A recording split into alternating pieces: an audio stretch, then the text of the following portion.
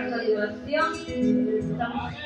Dios bendice a los hermanos de Tobón, Dios bendice a los hermanos de la capital, que Dios pueda bendecir a todas las hermanas y todos los invitados que los invitamos para poder alabar y invocar su santo nombre.